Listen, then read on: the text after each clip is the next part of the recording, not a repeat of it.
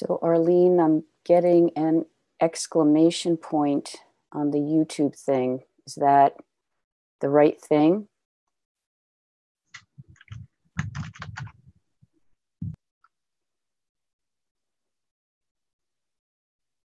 Okay, good. I didn't expect that, so I just want it to be ready.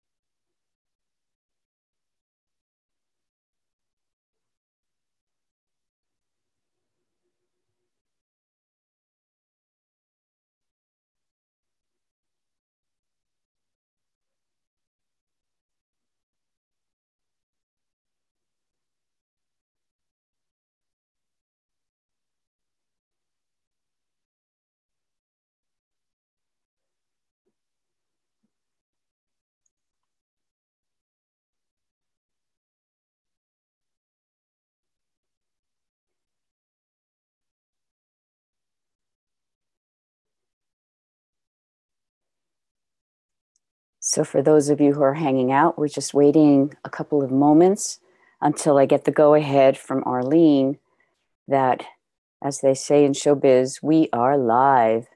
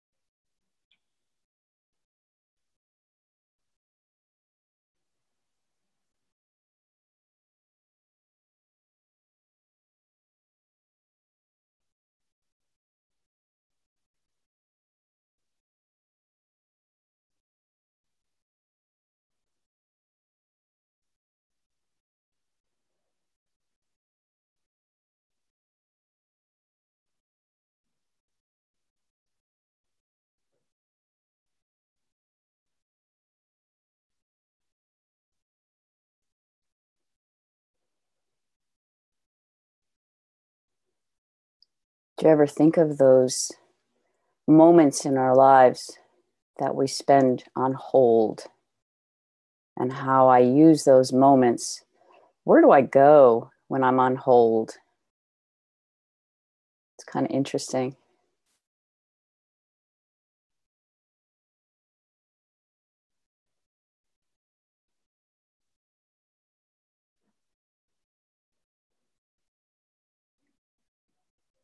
So just got a message from Arlene that there's an error. She's trying again.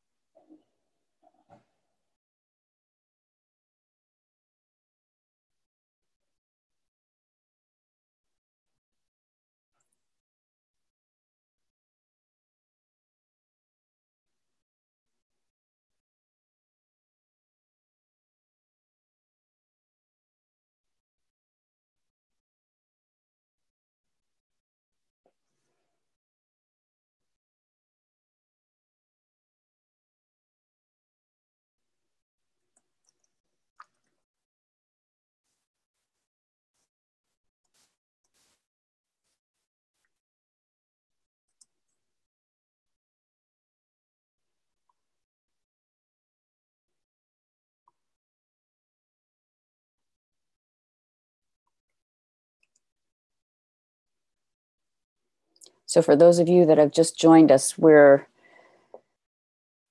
my first time being the co-host, we're experiencing a little bit of a technical challenge with the YouTube live stream. So just hang in there for a moment. And okay, so I'm going to try to go off of YouTube. Stop. I love technology when it works really well. And it's just wonderful to feel the challenge when it's giving you a challenge. Okay, Arlene, according to this, it should be working.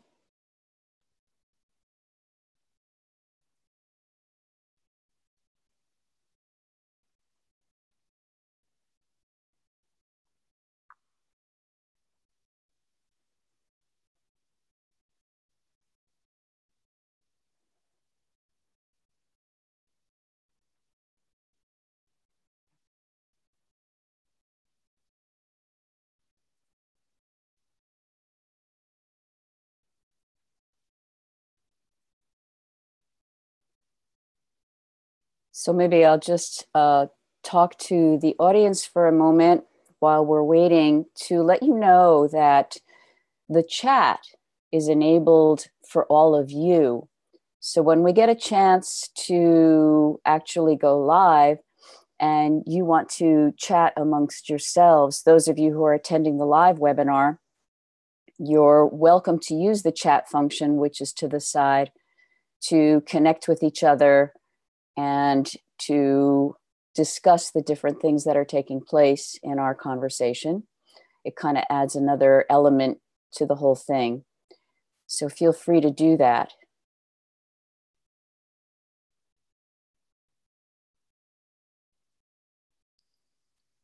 And for those of you who haven't been on the webinar before, you won't be seen as we're doing this.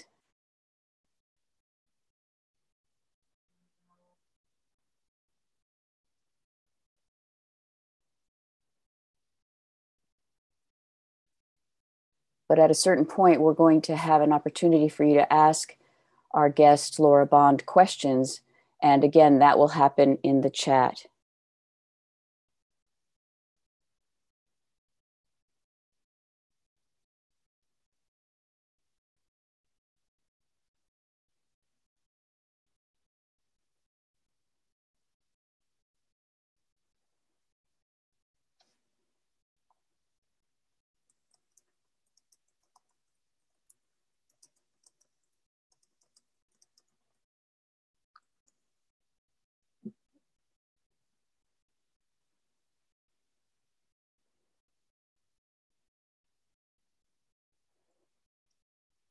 It's wonderful. We've got people all the way from Quebec here.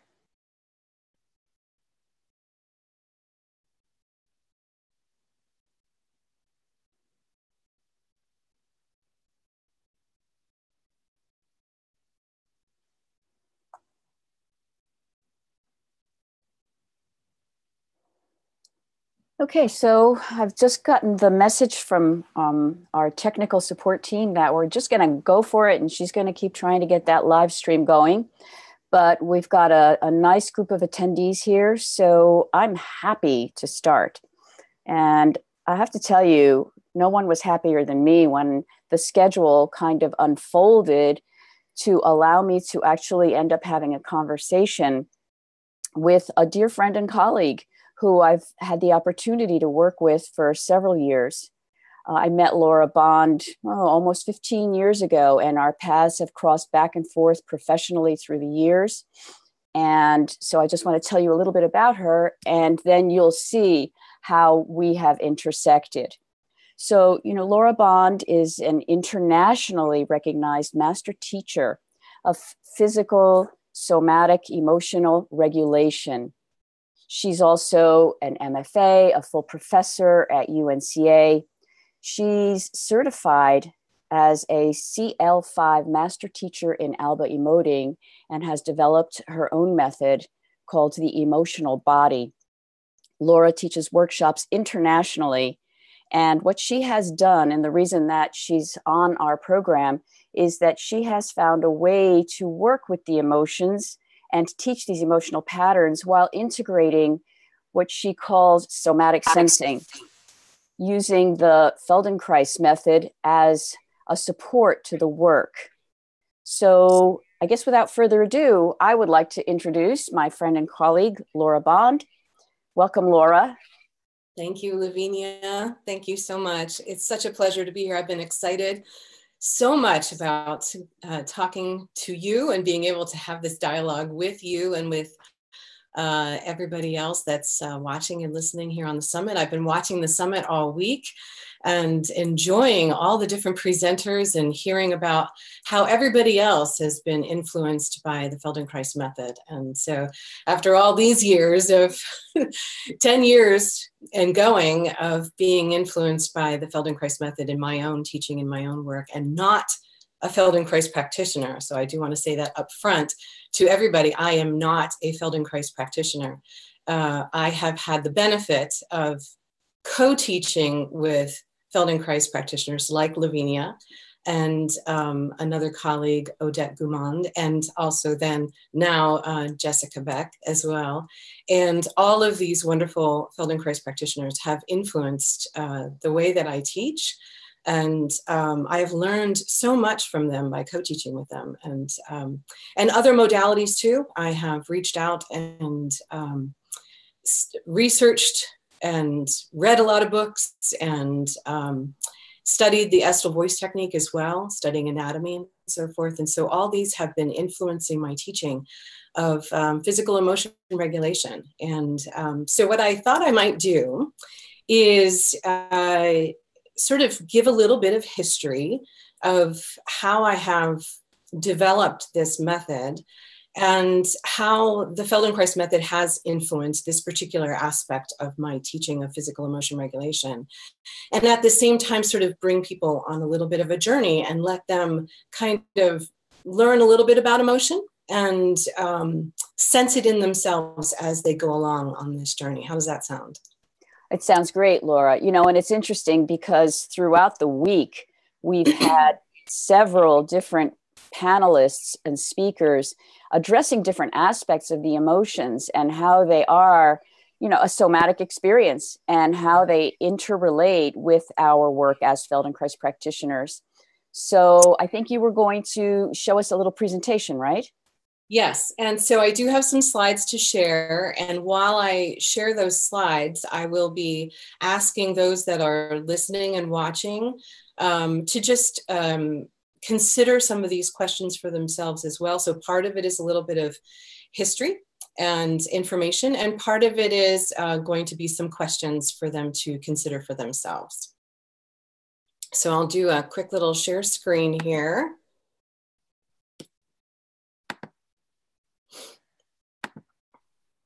Can you see that? I can see it. Okay, great. So my first question to everybody, and I ask everybody whenever I'm teaching or presenting on emotion, because this is physical emotion regulation, is before I even start to talk about emotions and where emotions come from and what this method is take a moment and ask yourself, how are you feeling? How are you feeling right now?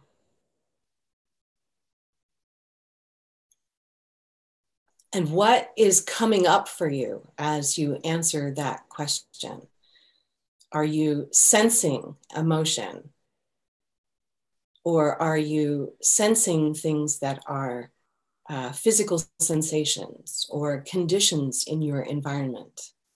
What words came to mind?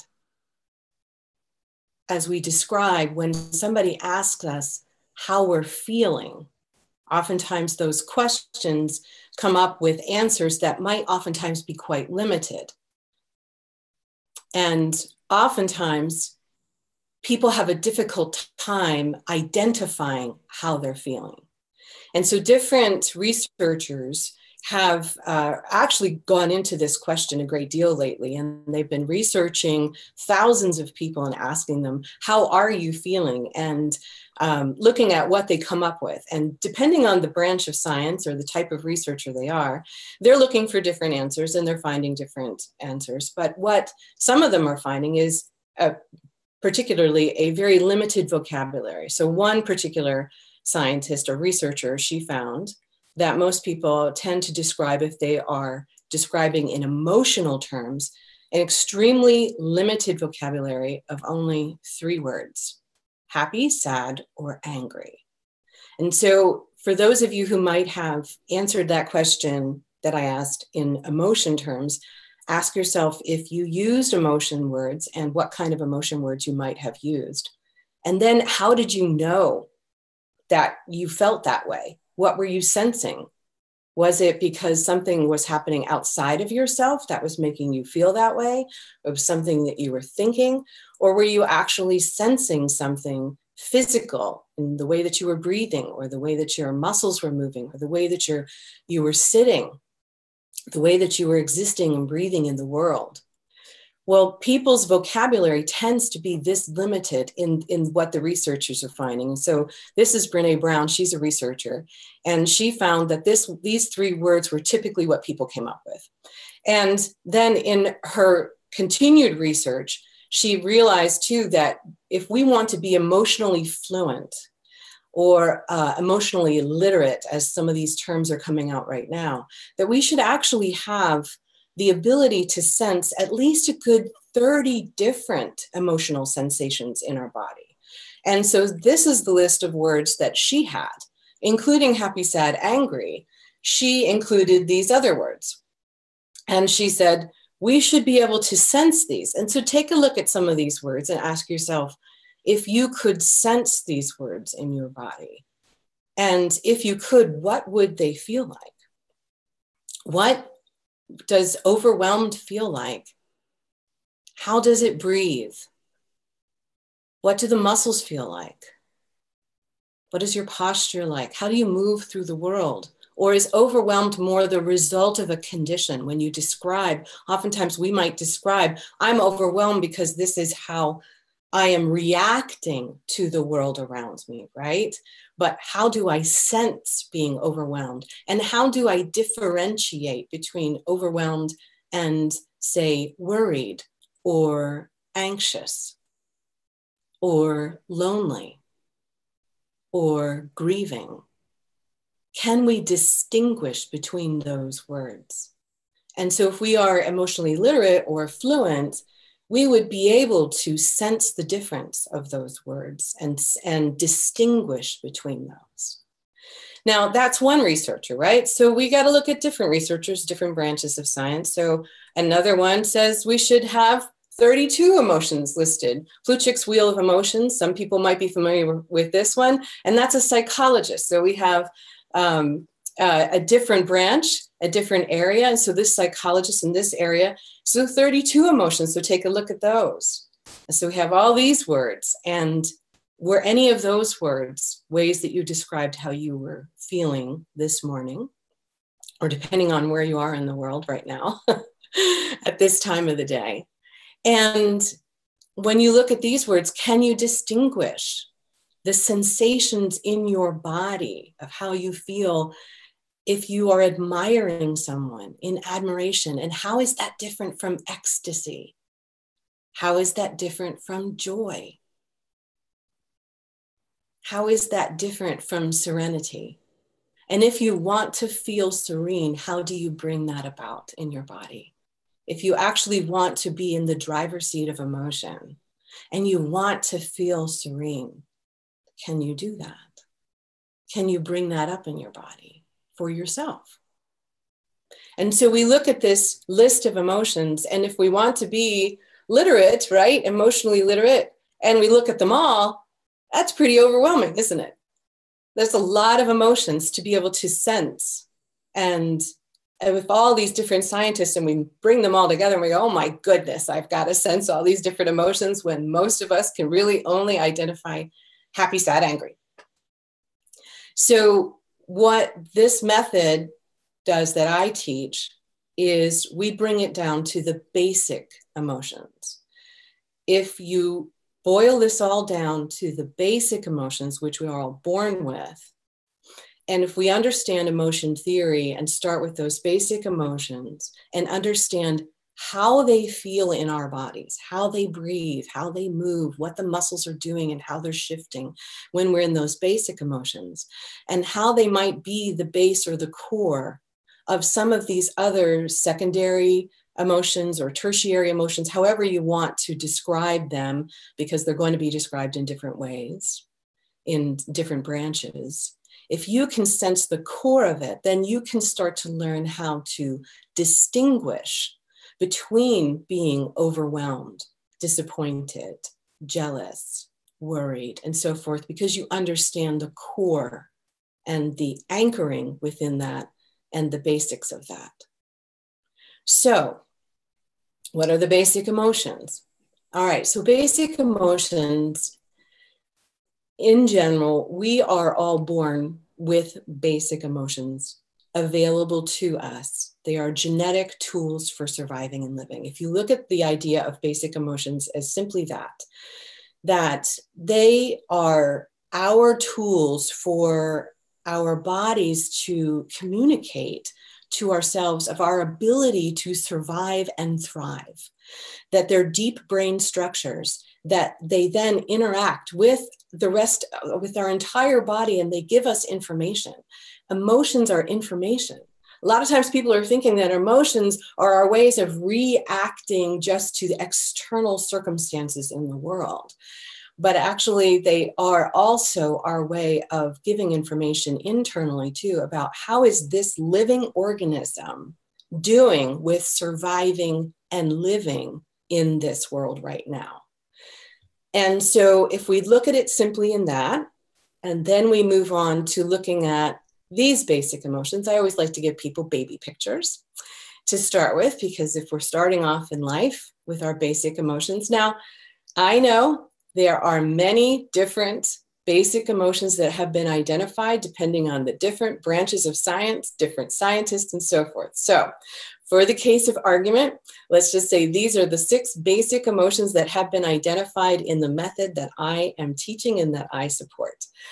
Depending on the branch of science, some have identified as few as 3 basic emotions and as many as 11, 12 basic emotions. So these are the 6 that have been identified in the emotional effector patterns back in the 1970s by the BOSS research team, which I'll explain in just a moment. So just take a moment at these baby pictures and look at their faces. I'm focusing in on faces today, just because that's where my attention is in this presentation.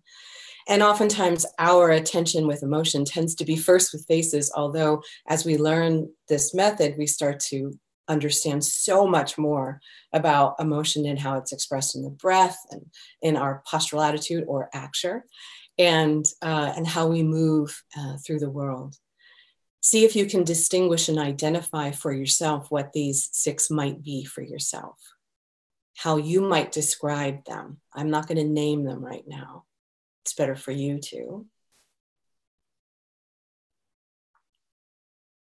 And then let's break them down even further. So if we have 6 basic emotions, let's break them down and understand them just a little bit more.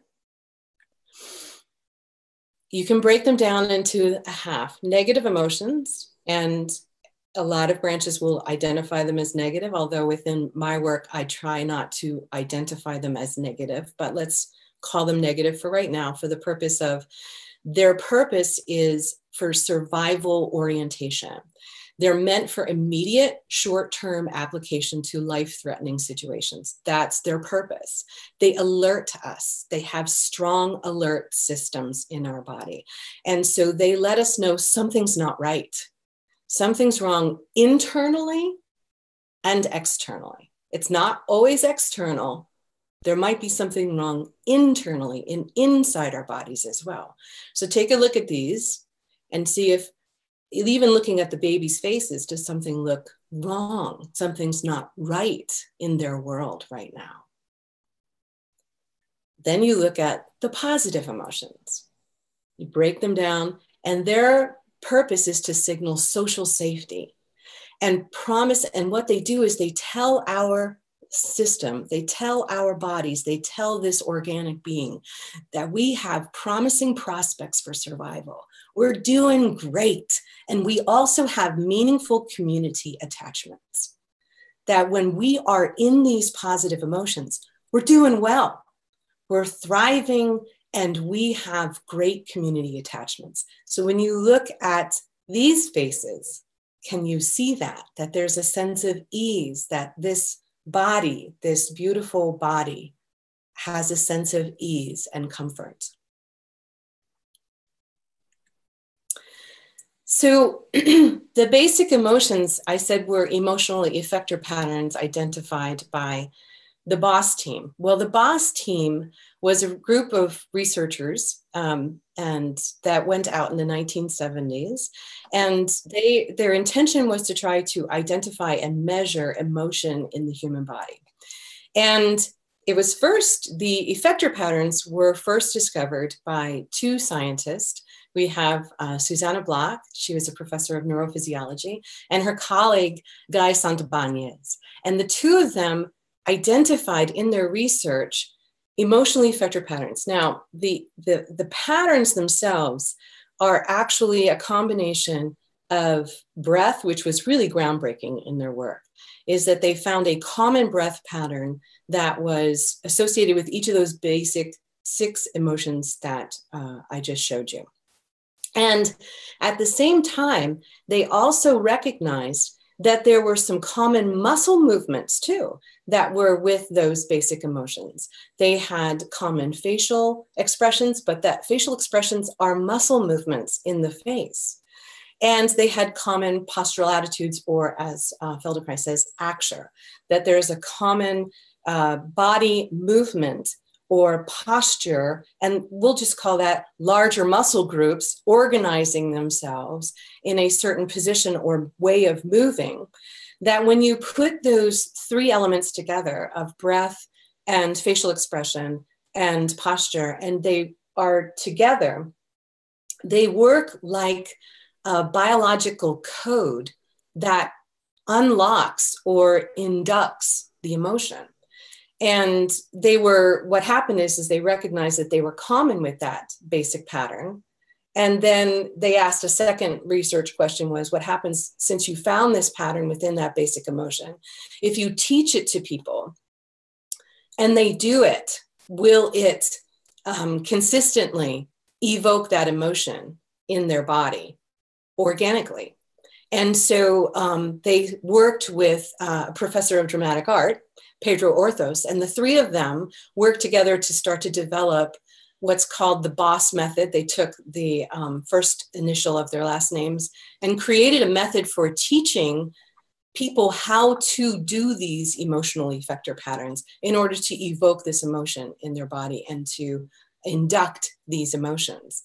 And so that was the beginnings of the emotional effector pattern teaching, the BOSS method. And then later, Susanna Block started to develop it even further. She continued even more research. And she then developed her own style of teaching the emotional effector patterns, which she then started calling ALBA emoting. So a lot of people oftentimes know this as ALBA emoting, or ALBA for short. Need a little water. Excuse me. So I learned about this in the 1990s and started training in ALBA emoting. Started looking for it. There were very few trainings in ALBA emoting. And there were a few learning about it in the United States. This started off in Chile. That's where Dr. Block resides.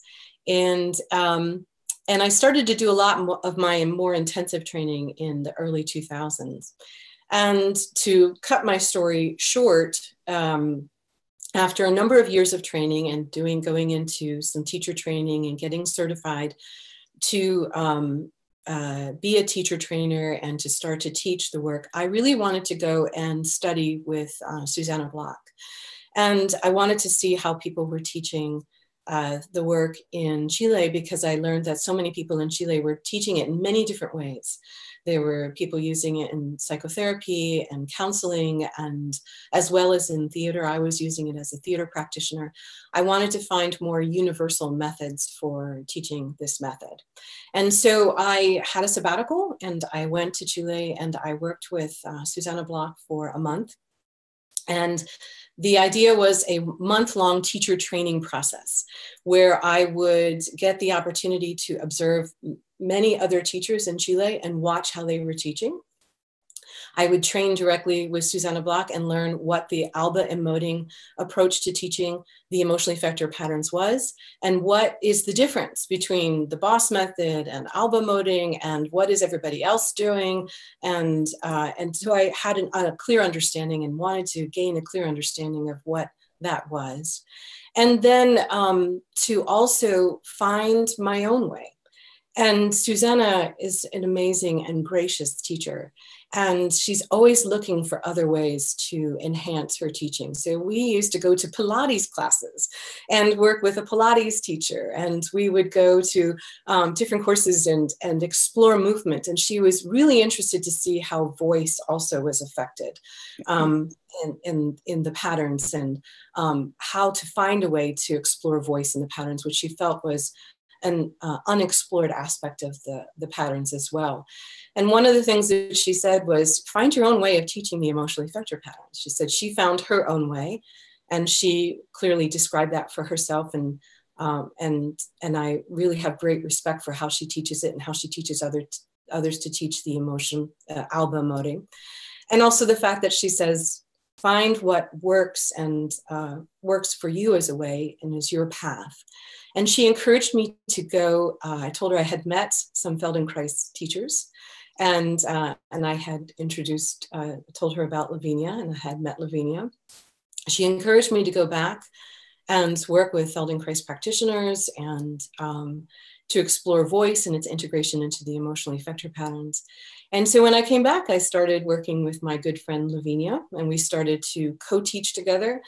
And our intention was to explore ways that Feldenkrais lessons might enhance student learning for full embodiment of the emotional effector patterns, because that was something that I felt at my initial knowledge of the Feldenkrais method would definitely help the teaching of the emotional effector patterns. And so that's where I started, and that's where Lavinia and I started, and I'm sure we'll talk a little bit more about that. And our first co-teaching workshop together was teaching in Mexico.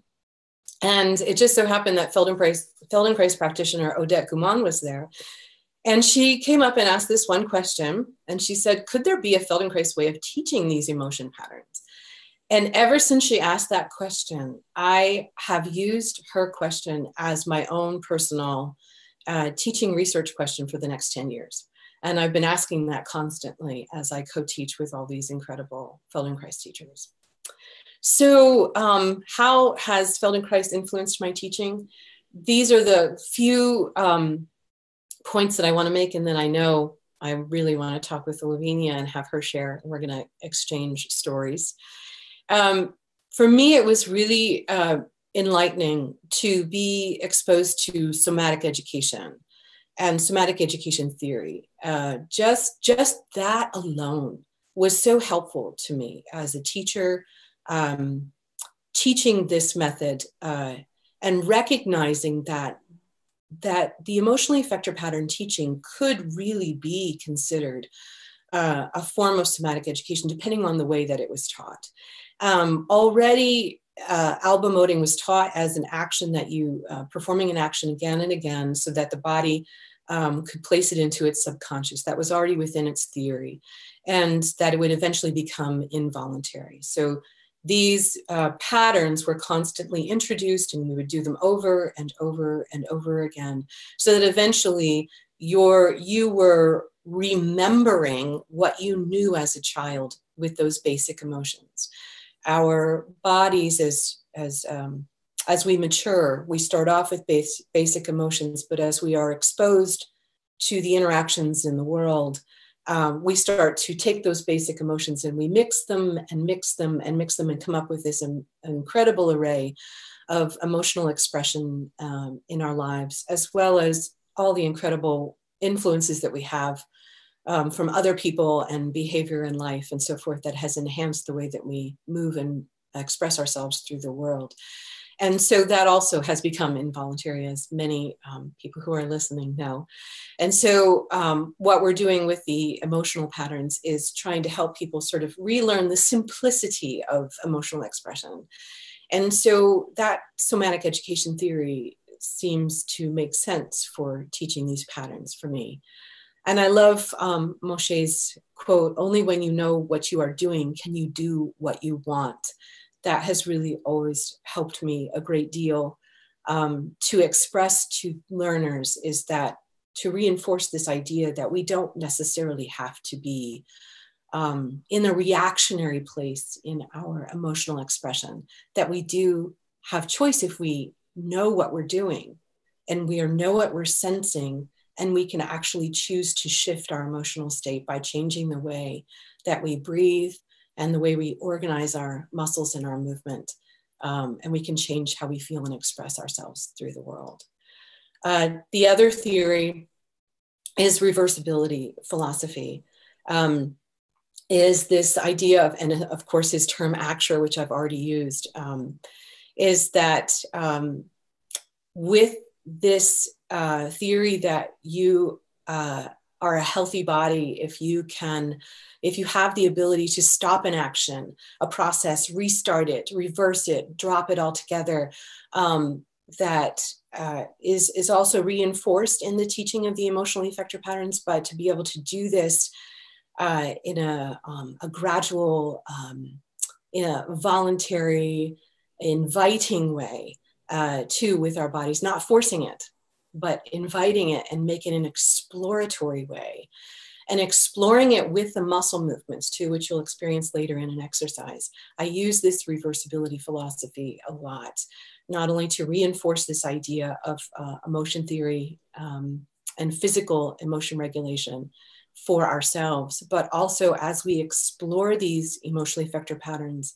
as we go from one polarity, which I call moving from one muscle polarity, moving our muscles in one direction, that you can actually evoke one sensation, one emotion, and then gradually moving your muscles to another direction, you are evoking another emotional feeling. And to recognize that as you reverse that movement, you can feel completely differently in your life. And oh, by the way, what's happening in between too, and all the choices that are in between. So that has also influenced my teaching. And I love his theory that he even said it too, that the test of reversibility holds good for all human activity, whether it is viewed from the physical or emotional standpoint. So the basic learning strategies, Feldenkrais, it's influenced by co-teaching and also just reading his writings too, and watching the teachers and letting the teachers and their style of teaching influence the way I teach. Allowing the learners to orient the process by learning and doing rather than working towards a goal. Emotional effector patterns, by their very nature, because there's a specific pattern that you're eventually trying to learn, has a prescriptive quality to it. So to move away from being goal-oriented was challenging, because that's how alba moding started, was, oh, I have to learn this pattern and I have to perfect this pattern in order to evoke this emotion. So to embrace the Feldenkrais approach of just relax a little bit more and don't be so goal-oriented and just be exploratory was really exciting and inviting for me as a teacher. But also I found that the more that I did that as a teacher, that I found that the learners also found their process to be exciting and relaxing. And so I found that my lessons in my teaching slowed down. I adopted the more gentle movements and gradual teaching. And directing the awareness towards sensing. So I use a lot of somatic sensing lessons, and helping people realize that if you are working on one tiny little area of the body and recognizing how that also affects the whole person, and allowing the student to find their own way through the lesson, being less, giving them more personal space, and really just giving them a lot more time and space to explore these patterns in themselves. And also, of course, because of all of that, it gives them more possibility to move within the limits of safety. And always that theory of less is more. I love that in the Feldenkrais lessons: do less, do less, do less. That was not necessarily the reinforcement of previous elbow moting lessons. It was more try to go more or bigger in order to induct. And so I've moved in an opposite direction of do less, actually. And that's really been enlightening, really enlightening. So how is the emotional body different than elbow moting? And how have I adopted my own style? One of the things that I did was, in order to reinforce some of these findings, was I actually created a new pattern labels for the emotional effector patterns. And I know it was influenced by these lessons, by these philosophies. I was trying to take away as much leading language as possible. And so I labeled each of the patterns with numbers and letters so that there's no emotion word associated with them. Now, I'm giving you emotion words right now on the side. So over here, you can see I do give you some emotion words just right now, just because I know a lot of you might be very curious right now going, what emotion is that? So I'm giving it right now, but I don't give it up front in the teaching. You rarely see it when I'm teaching. I start off by saying this is, we're going to do a nose breathing pattern. This is pattern 1, and let's just call it 1A, and let's explore. And so I'm only going to show this briefly, and then we're going to go away because I'm only doing that for the satisfaction of the curious right now. And that way people can come up with their own words for how they're feeling. So those that actually came up from another teacher's question of, is there a way of taking words, emotion words away? Excuse me. And so that's what I came up with when, how do I take emotion words away from patterns? Well, numbers and letters are the furthest away that I can get from emotion colored words.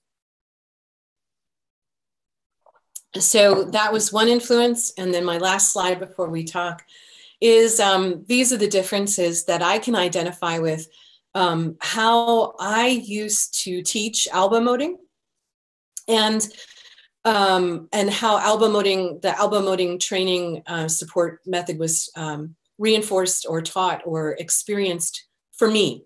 When I was learning it or training in it, or it was reinforced, this is what I experienced. What was different is that Suzanne always said high intensity. She always believed that starting a pattern is, you want to do it in a high or mid-level intensity application in order to induct the emotion. Whereas I go to a low intensity to begin with very gentle application and start very low. I want people to go and do a lot more somatic sensing, and I don't want them to go too high. It tended to be much more prescriptive because it was result oriented. It was, I was originally teaching by, oh, this is the effector pattern. And so we have to learn this effector pattern and train in this effector pattern. And now what I do more is I invite people to explore. And I will say, try this with your muscles and see what you feel. Now try this with your muscles and see what you feel. What are you learning? Can you identify what this might be? And I make it more investigative rather than prescriptive. Even though the end result is that eventually they will be introduced to the pattern. We will say, this is what the pattern is, but I try to hold it off as long as possible to give them much more invitation-based learning process. I noticed that before I didn't have as much physical muscular exploration knowledge, ability to teach that when I was teaching elbow moting in my elbow moting training. And now I know that I'm much more detailed in my investigation of muscle exploration and can help people identify more details and explore how our bodies move through space much more. And and I know that there was a lot more touch, and much teachers tended to be much closer to the learner in my experience with teaching and learning elbow moting before. And what I try to do with my teaching of the emotional body and teacher training is to keep reinforcing, give the learner more space. Try not to move in too fast. Try not to correct so quickly. Give them time to explore and hold off as long as you possibly can, and give them, unless they're headed down an area where they need help to just get back to neutrality. Of course, we want to help them get back to neutrality and keep them safe. But if they're exploring, give them room to explore. I also noticed that our language has changed. My language has definitely changed as a teacher. I used to use this kind of language. I know I did. I used to use a lot of shoulds. You should do this, or let's perfect, let's master, let's refine, the goal is to get this effector pattern. We want to be results oriented. I know I had all that in my language before, so I know that had been reinforced a lot in my own teaching approach. And I know that my language has changed, and I know it's because of the Feldenkrais method. I use a lot more words like, let's explore. I invite you to do this. Let's question this. Can you sense this? Let's discover this. Be more curious, investigate. And I'm constantly trying to help people raise their awareness of how they're doing. So that is how that has influenced my teaching. And I know that that has been the trajectory of my teaching development. And that research question that Odette asked was, is there a Feldenkrais way of teaching the emotional effector patterns? I feel like I have found a more Feldenkrais way of doing it. That's why I call it the emotional body, because it has over 10 years really become something quite different. And I know it's going to continue developing because I have wonderful friends like Lavinia that that I continue to co-teach with. And so I think I'll stop this slideshow now. And I have a lesson later on, but I think it would be really great to chat with my good friend Lavinia and get her insights as well. Well, thank you, Laura, for that wonderful presentation. And, you know, even though I've been working with you all these years, I still find that a lot of times I encounter the same questions from people when I talk to them about the idea of learning emotional patterns. Very often there's like a reaction, like, how dare you? How dare you think that an emotion can just be something that I impose upon myself? And, you know, how could it just be coming from the body? It's kind of a controversial topic. And it was something that I thought might be fun to address, because as we work teaching, the way we've integrated it over the years is that all of our patterns in one way or another connect with a Feldenkrais lesson. We've either used a Feldenkrais lesson to help people begin to feel something in their somatic sensing that would allow them to be more open to the emotion, or we've used Feldenkrais lessons to bring people out of them, to bring back a parasympathetic response so that they're not holding on to a negative emotion. So that's sort of one approach that we've had, but maybe you can talk a little bit about this question of why people seem to feel that we're not allowed to create emotions physically. Mm-hmm. It is a complex question and situation that, and I don't want to mislead people to think that we can be completely in control, because we can't.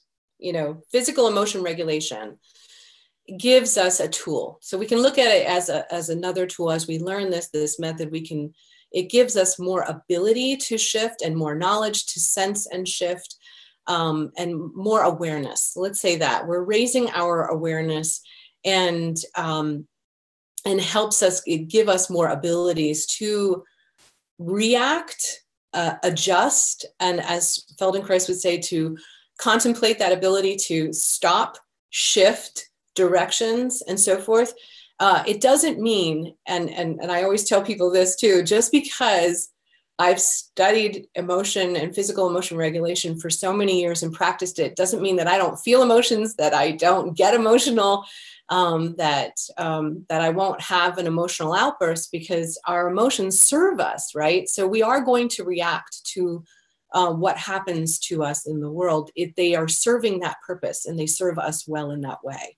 But what it does give us is that ability to identify and sense what is happening in that moment and perhaps shift a little faster, shift a little sooner, or to recognize what's really happening and not make it so elusive, because it tends to be such an elusive thing for so many people. Or to feel as if I don't know how, I don't have the tools, the ability to change how I feel.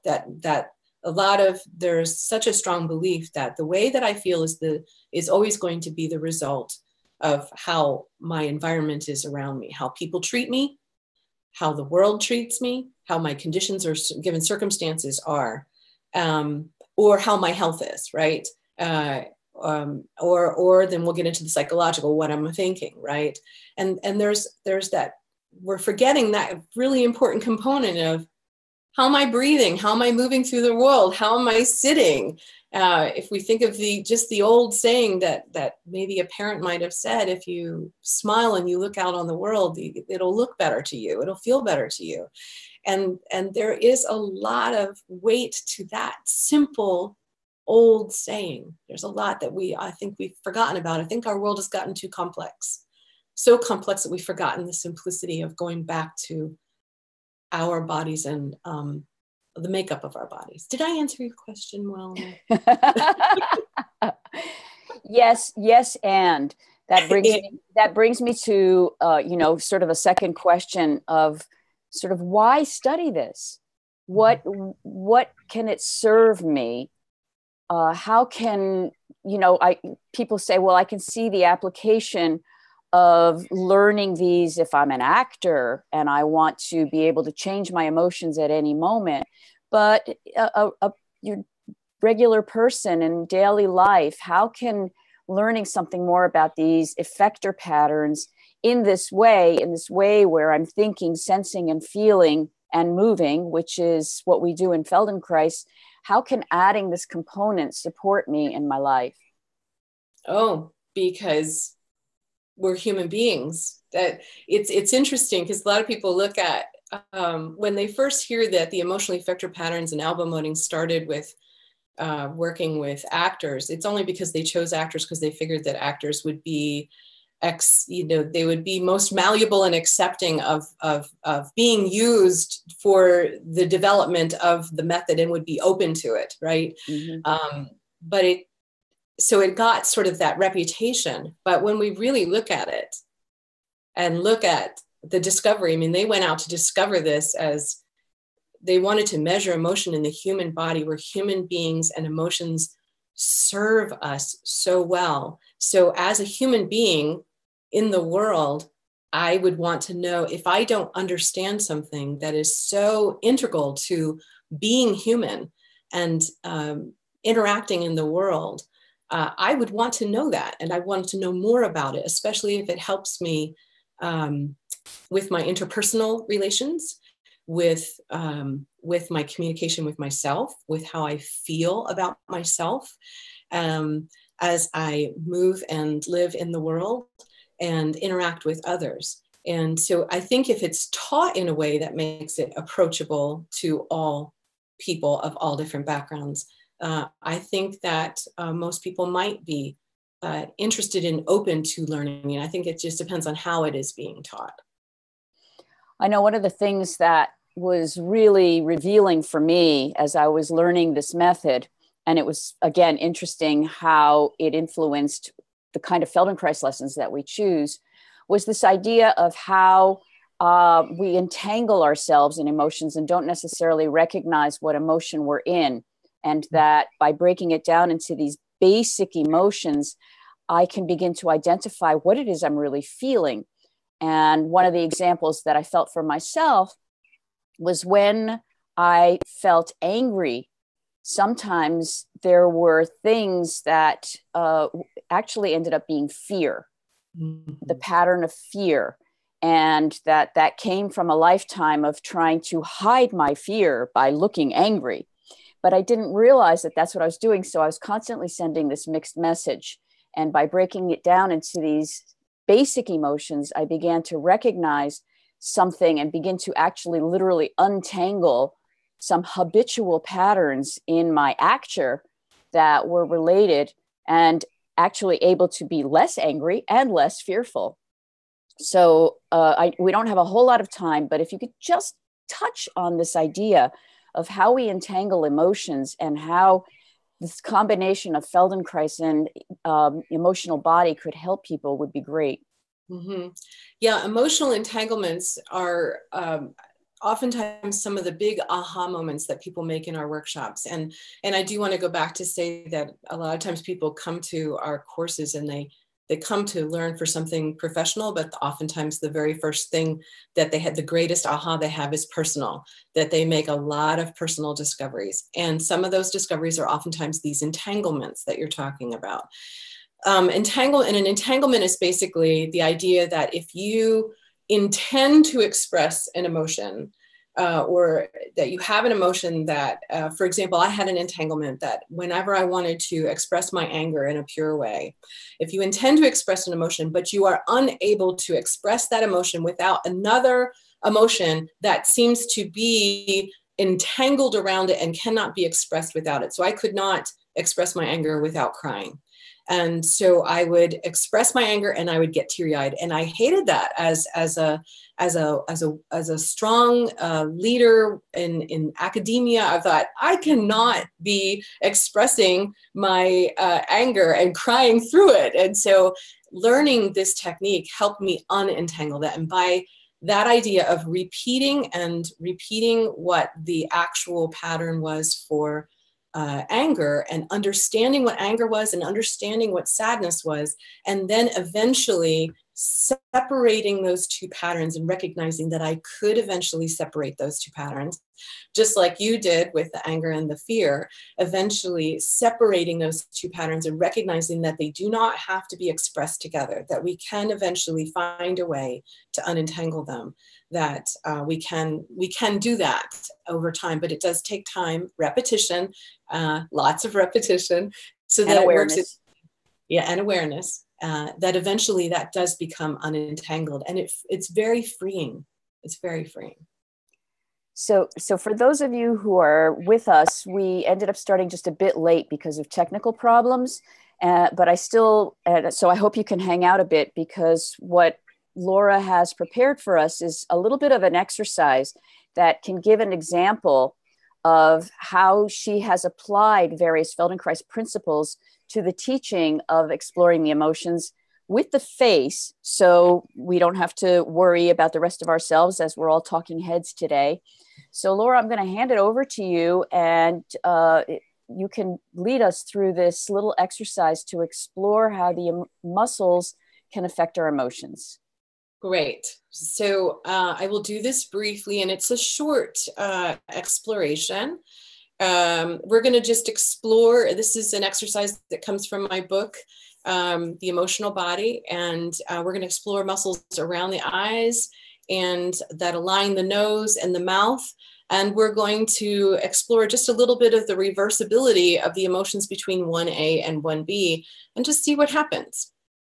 So just a brief introduction is if I'm talking about emotion, muscles around the nose area, you don't have to pay too much attention to the words themselves, but I will be referring to a muscle that is called the nasalis that goes across. It's a band. If you think about just like a muscle, almost like a bandage that's going across your nose, like that actually, if you are moving in it, you might feel that it widens your nose a little bit. Or if you are constricting it, it constricts your nasal passage. We also have muscle bands that go down here called the nasolabial furrow in here that you might feel moving and affecting your breathing in your nose too. So these are two areas that I'm going to be working on today in this exercise, as we are working around the nose area and around the eyes. The first thing, so just take a moment, and as you are sitting or standing and listening to this lesson, look at a focal point. And if it helps to look at the picture, you can look at the picture. I have it there to guide you. We're going to first just take a moment and just, if you aren't already doing so, breathe in and out through your nose. And as you breathe in and out through your nose, just imagine that band that goes across your nose. And just imagine if it were to go out, if you were to spread it out towards your ears. And as you breathe in and out through your nose, can you imagine your nasal passage widening and opening more and more and more? And at the same time, is it possible to invite muscles that align the tops of the cheeks and the outsides of the eyes to do the same thing, to start to go out towards the ears? And I can see that Lavinia is doing it too. So thank you, Lavinia. So imagine the muscles on the outsides of your eyes and the muscles that align the sides of your nose and this band across the top of your nose. And as you imagine it, now see if you can let those muscles move out towards your ears. And it just might feel just like a light widening of your face, an opening of your face. Sometimes people can't feel this. So then I say, let's go in the opposite direction. Now go inward and imagine that that band that goes across that top of your nose is constricting your nasal passage, making it harder for you to breathe. And those muscles are going inward. And the muscles that are on the outsides of the eyes are going inward as well. And you might feel the muscles on the tops of your cheeks going in towards the nose, adducting inward towards the midline. And as you imagine them going in, are you feeling them also follow and start to go inward? And then if you want to play with that movement, explore that movement, going out towards the ears, opening, gently, softly, and just sense what's going on there. Ask yourself, how does that feel? How does it feel in your breathing as you breathe in and out through the nose? How does it feel around your eyes? Is it evoking any sensations of emotion, feelings, imagination, situations? And are you feeling any of the muscles in the mouth also coming along? And if so, invite them. You might start to feel that the corners of your mouth, you have a number of muscles that go through the cheeks.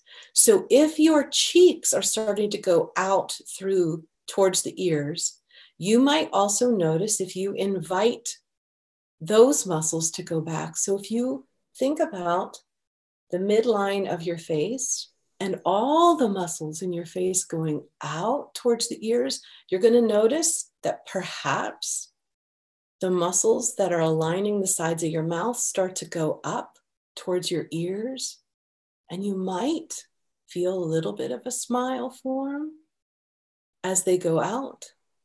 And if you go in the opposite direction and go in towards the midline of your face, you might feel some pressure on this upper lip as it presses down and some tightening around your jaw.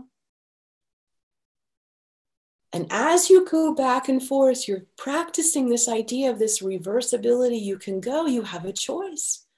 Go back and forth in this muscle movement as you breathe, and ask yourself, what are these sensations you're feeling as you go back and forth just with these muscles as you breathe in and out through your nose?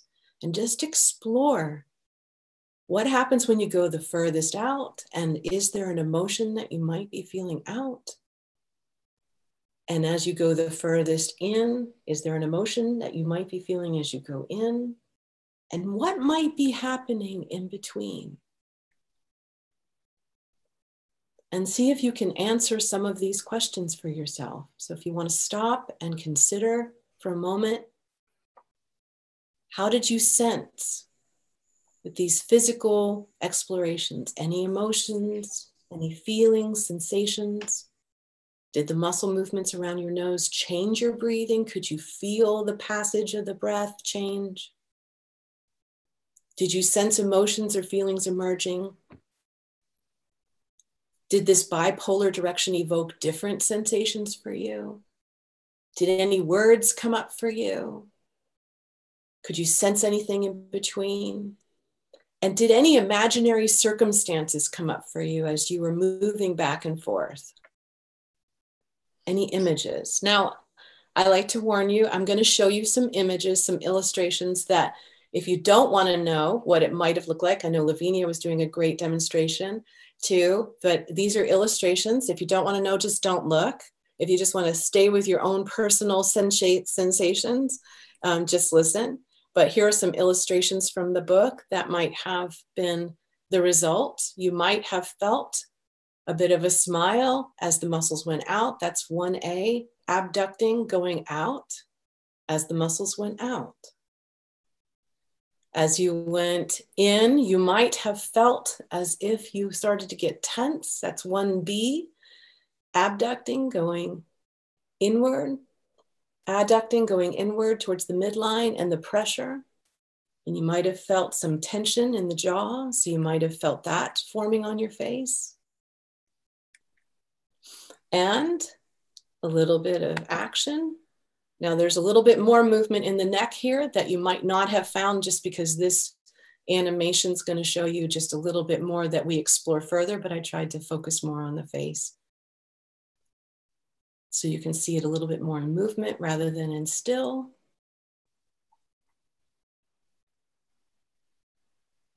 And see if any of these movements in the face, did your neck loosen up at all? If it did, that's just going further into the pattern, so don't worry if it didn't. Did any of these sensations happen? If they didn't, don't worry about it either.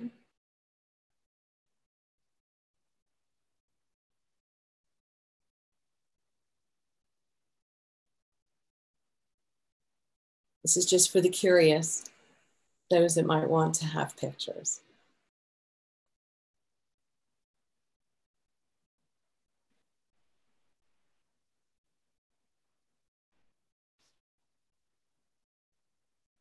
And then back to the babies. Does this look familiar?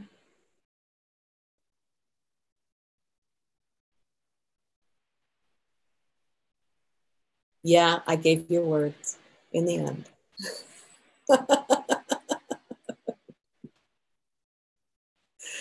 And so now back to those words too, since people like to have words, I'm going to finish with, remember how we had all those words? If you understand some basic emotions, so if we just explored anger and loving, which is tenderness in here, if you understand the core, notice that this in red, that is a basic emotion that is strong and present in the other red marked emotions, that you can sense that as a core of those other secondary and tertiary emotions.